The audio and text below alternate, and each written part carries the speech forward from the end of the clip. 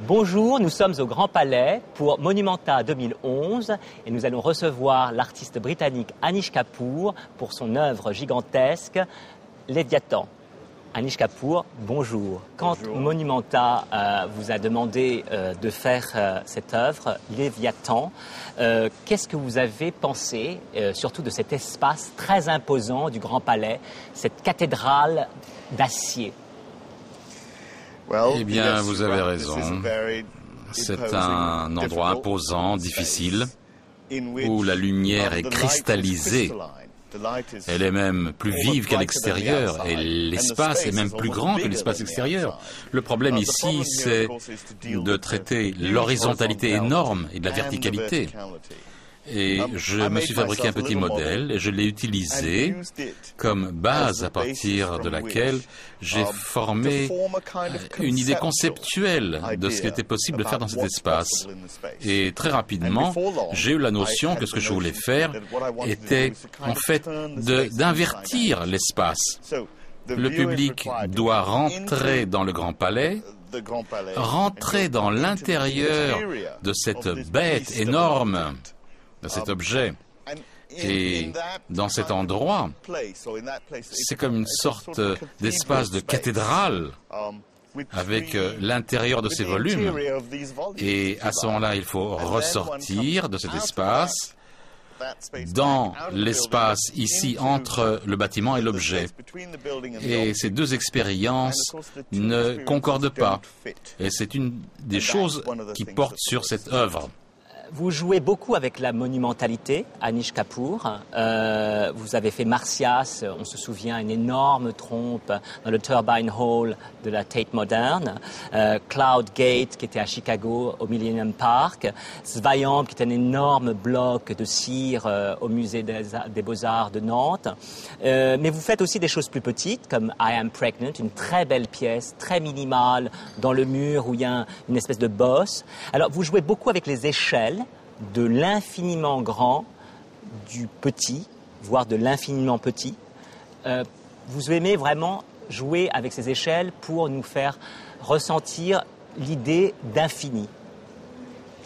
Dans le monde des objets au sein duquel nous vivons, tous les objets, semble-t-il, ont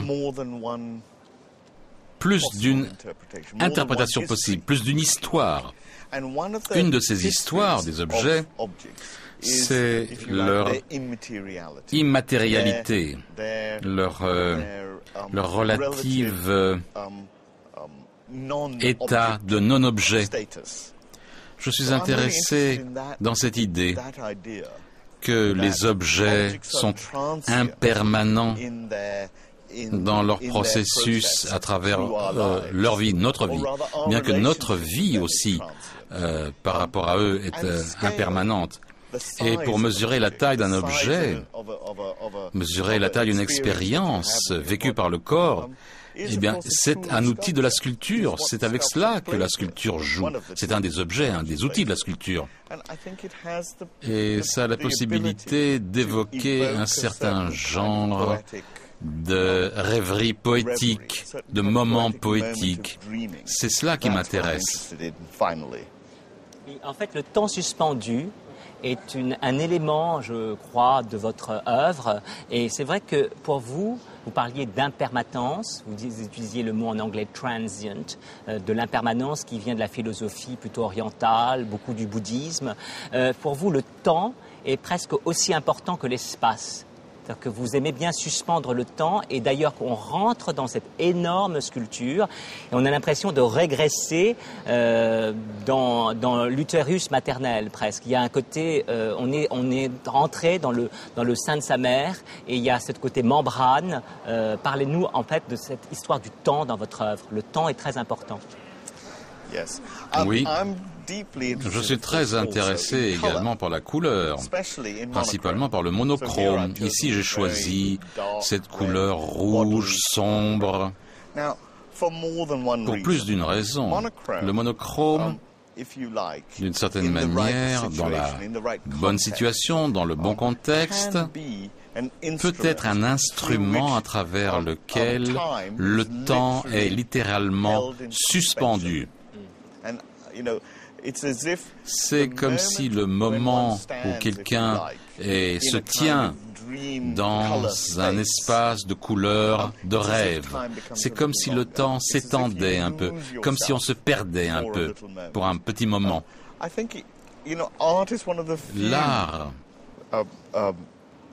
c'est une des rares choses de la vie qui vous permettent véritablement ce genre de rêverie poétique, cet espace où les choses prennent un peu plus de temps.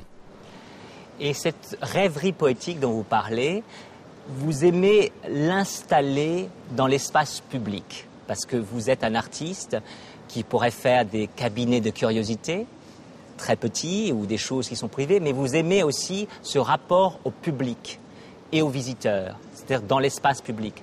Alors là, je voulais vous poser une question sur cette œuvre, Léviathan. Les gens peuvent circuler autour, ils entrent dans l'œuvre, comme vous l'avez dit, ils peuvent circuler autour, mais ils ne peuvent pas voir cette œuvre du haut, des mezzanines. Vous avez interdit qu'on voit l'œuvre, la forme de l'œuvre du haut. Pourquoi ? Dans cette œuvre particulière, je suis intéressé par l'idée que cela occupe ou cela repousse un espace occupé par votre propre corps. Et on vous demande de mettre ensemble l'intérieur et l'extérieur. Ce que je veux éviter, c'est tout sentiment que l'on puisse avoir d'un diagramme mental de l'objet. De nulle part, vous ne pouvez voir l'intégralité de l'objet.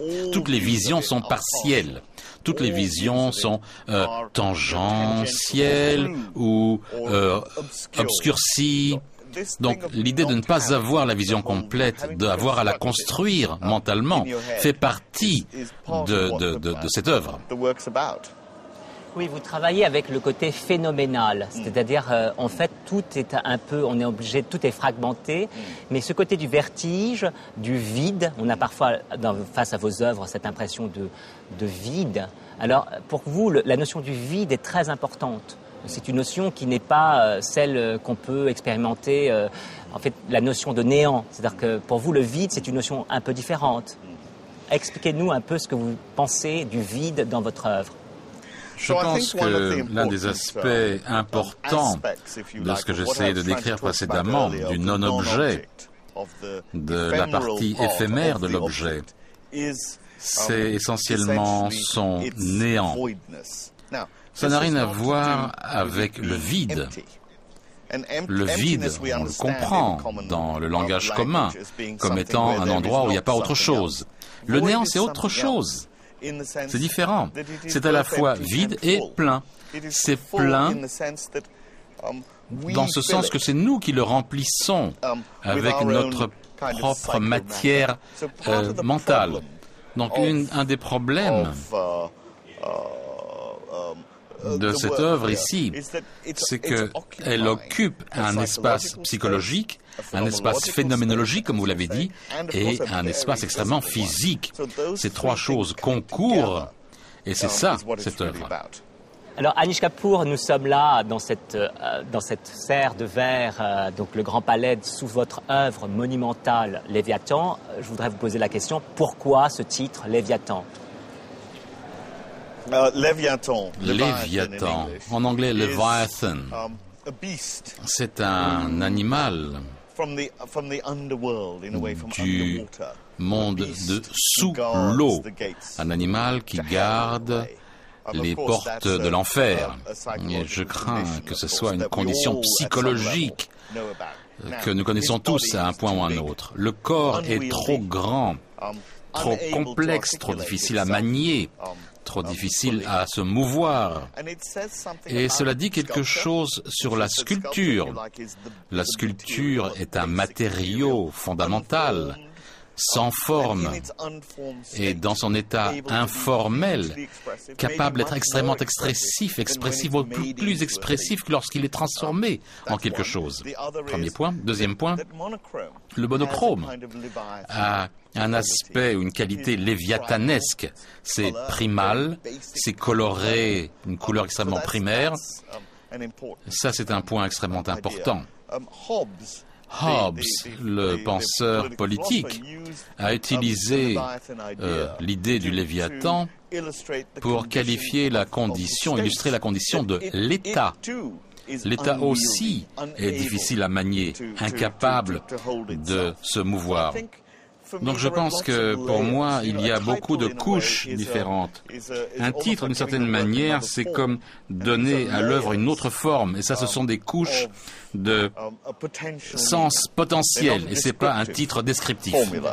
Merci Anish Kapoor. Donc restez branchés sur France 24 et venez faire un tour absolument au Grand Palais, voir Léviathan, Monumenta 2011 jusqu'au 23 juin.